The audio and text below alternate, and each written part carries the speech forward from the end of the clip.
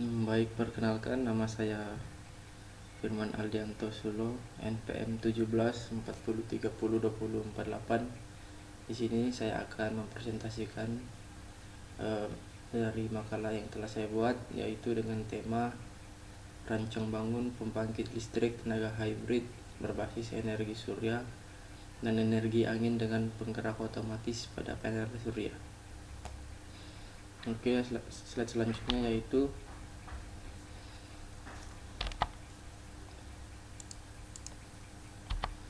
tentang yang pertama, yaitu 1.1 latar belakang, di mana latar belakangnya yaitu sumber pada zaman modern. Seiring dengan perkembangan dan kemajuan sumber daya manusia, kebutuhan dasar manusia juga ikut mengalami perkembangan. Kebutuhan manusia akan sumber energi merupakan kebutuhan pokok yang harus dipenuhi sebagai syarat untuk dapat menjalankan kehidupan. Yang saat ini energi listrik merupakan salah satu kebutuhan dasar manusia untuk tetap menjalani kehidupan, untuk melakukan pekerjaan, untuk dapat menjalankan tugasnya. Maka dari itu, ketersediaan energi listrik yang cukup menjadi sebuah keharusan untuk diwujudkan. Dan apalagi di dalam situasi kita seperti ini, yaitu di mana dunia sedang dalam masa pandemik COVID-19, yang dimana pastinya PLN sangat kesusahan untuk memenuhi segala kebutuhan listrik masyarakat ya untuk di wilayah Indonesia.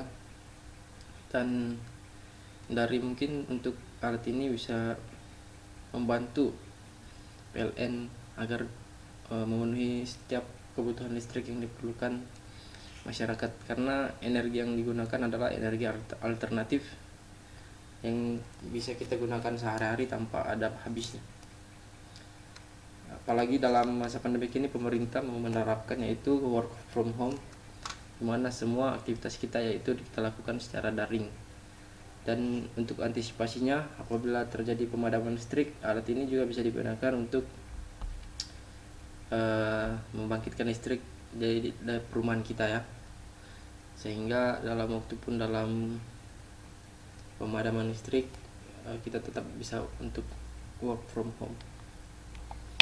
Selanjutnya yaitu rumusan masalah, di mana rumusan masalah yang didapat yaitu pertama, bagaimana prinsip kerja pembangkit listrik tenaga hybrid dengan menggunakan microcontroller sebagai penggerak otomatis. Kedua, komponen apa saja yang digunakan pada pembangkit listrik dengan menggunakan microcontroller sebagai penggerak otomatis. Dan yang terakhir yaitu berapa daya yang dihasilkan dari pembangkit listrik tenaga hybrid. Dan 1.3 yaitu batasan masalah pada penelitian ini, yaitu menggunakan microcontroller sebagai penggerak otomatis pada panel surya yang digunakan, dan juga mengetahui seberapa efektif pembangkit listrik tenaga hybrid serta daya yang dapat dihasilkan. Tujuan penelitiannya yaitu pertama, menghasilkan pembangkit listrik yang ramah lingkungan dengan memanfaatkan energi terbarukan. Kedua, menghasilkan sistem pembangkit listrik tenaga hybrid otomatis dengan microcontroller Arduino Uno. Ketiga, yaitu membantu PLN untuk memenuhi kebutuhan energi listrik pada masyarakat atau rumah tangga. Dan yang terakhir yaitu mendukung kebijakan pemerintah untuk work from home. Dan manfaat penelitiannya yaitu untuk memanfaatkan energi terbarukan dan juga mampu membantu PLN dalam memenuhi kebutuhan energi listrik pada rumah tangga atau masyarakat. Tinjauan pustaka yaitu yang pertama 2.1 potensi sumber daya, yaitu tentang seperti latar belakang tentang sumber daya di Indonesia, yaitu Indonesia merupakan negara yang kaya dengan sumber daya energi, baik energi yang bersifat sumber tidak terbarukan maupun yang bersifat sumber terbarukan. Eksplorasi sumber daya energi lebih banyak difokuskan pada energi fosil yang bersifat tidak terbarukan, sedangkan energi yang bersifat terbarukan relatif belum banyak dimanfaatkan. Kondisi ini menyebabkan ketersediaan energi fosil, khususnya minyak mentah, semakin langka, dan menyebabkan Indonesia harus lebih memfokuskan diri pada sumber daya yang tidak dapat habis, yaitu energi terbarukan tadi. Dan di 2.1.1 energi angin. Yang pertama yaitu pembangkit listrik energi bayu, di mana energi angin merupakan salah satu potensi energi terbarukan yang dapat memberikan kontribusi signifikan terhadap kebutuhan energi listrik domestik, khususnya wilayah terpencil.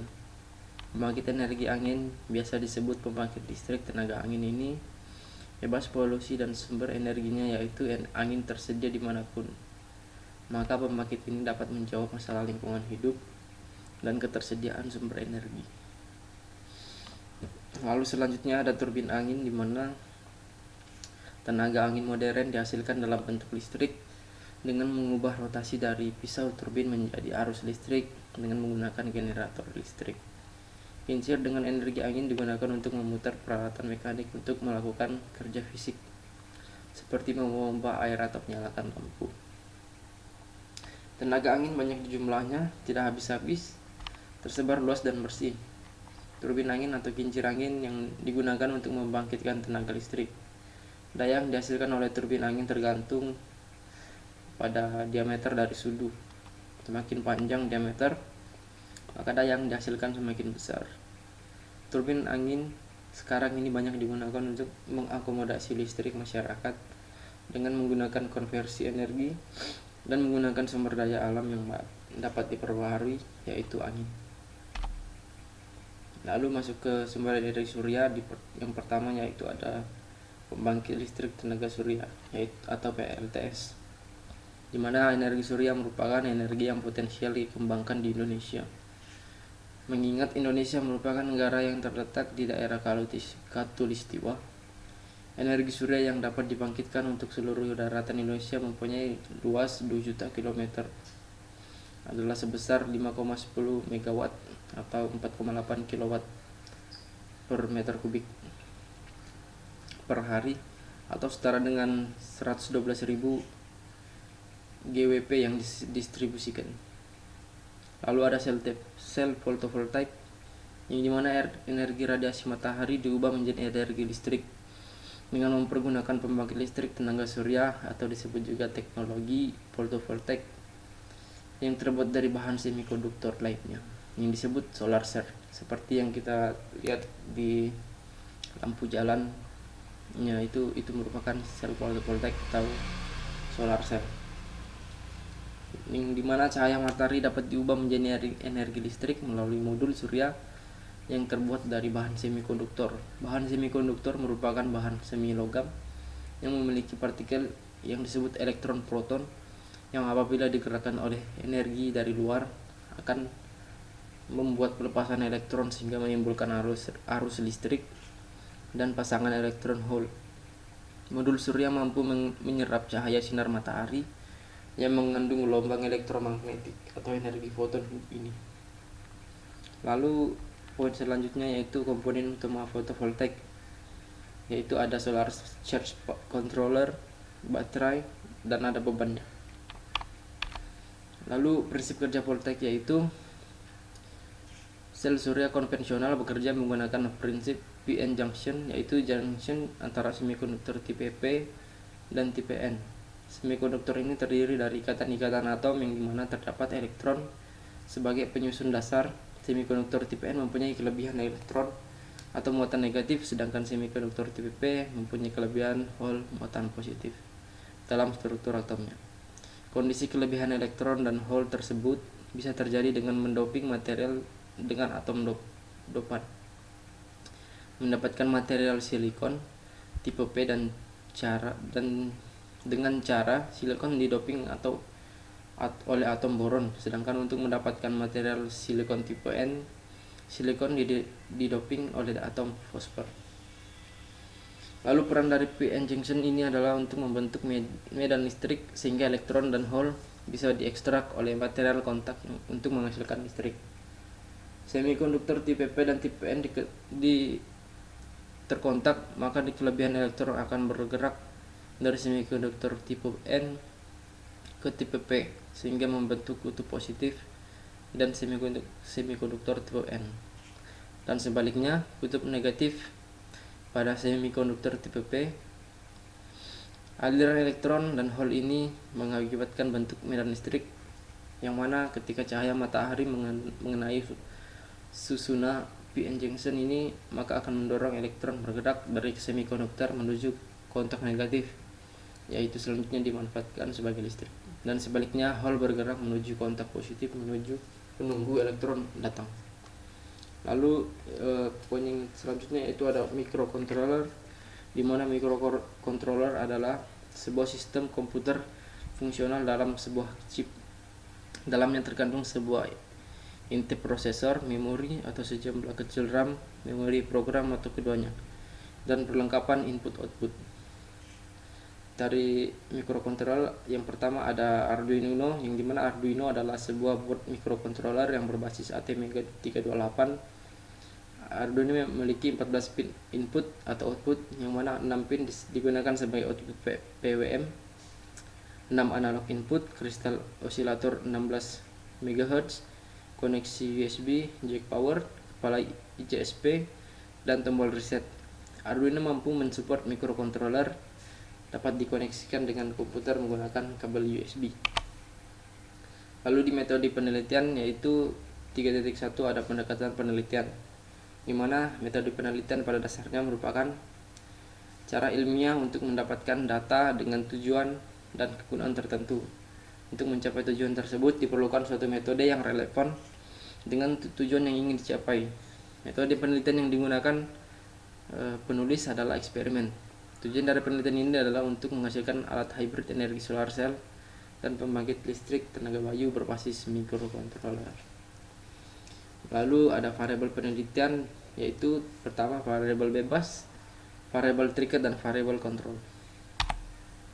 Dan ini adalah diagram alir penelitian yang akan dilakukan oleh peneliti.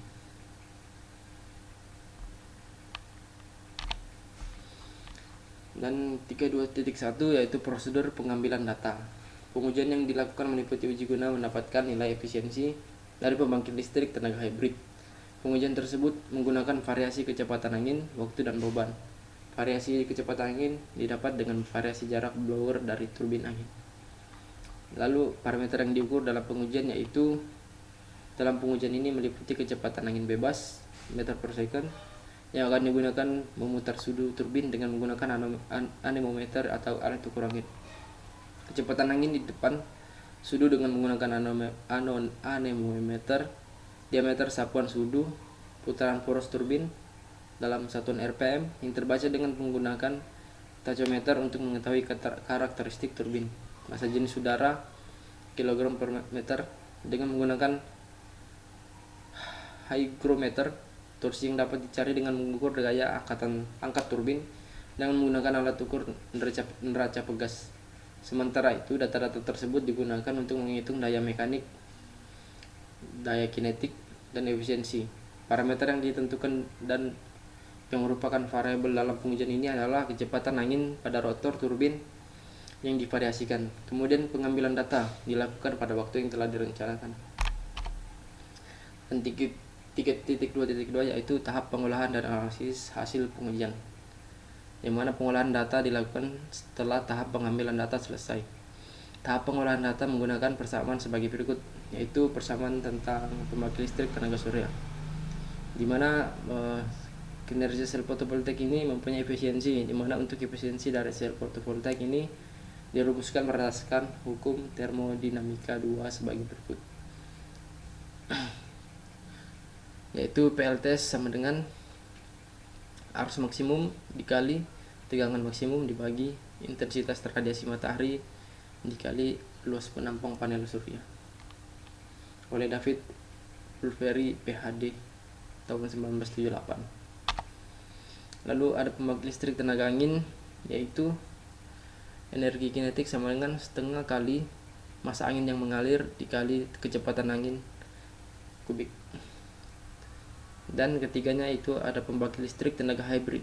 Pada perangkat ini juga dilengkapi dengan inverter yang berfungsi untuk mengubah tegangan DC menjadi AC, sehingga ini memungkinkan untuk dioperasikan dalam beban AC. Daya beban atau daya keluaran inverter ini diperoleh dari perkalian antara tegangan dan arus.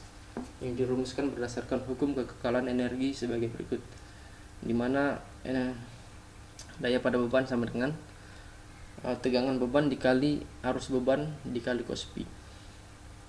Lalu di poin 3.3 yaitu teknik analisis data. Teknik analisis data yang digunakan untuk menganalisis data pada penelitian ini adalah statistika deskriptif, sehingga analisis data dilakukan dengan cara menelaah data yang diperoleh dari eksperimen, di mana hasilnya berupa data kuantitatif dalam bentuk tabel dan tidak ditampilkan dalam bentuk grafik. Langkah selanjutnya adalah mendeskripsikan atau menggambarkan data tersebut sebagaimana adanya dalam kalimat yang mudah dibaca, dipahami dan dipresentasikan, sehingga pada intinya adalah sebagai upaya memberi jawaban atas permasalahan yang diteliti.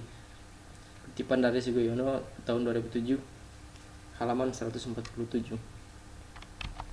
Dan ini merupakan daftar pustaka yang saya gunakan. Oke, baiklah, mungkin ini saja hasil dari presentasi saya. Kurang dan lebihnya saya mohon maaf dan saya ucapkan terima kasih.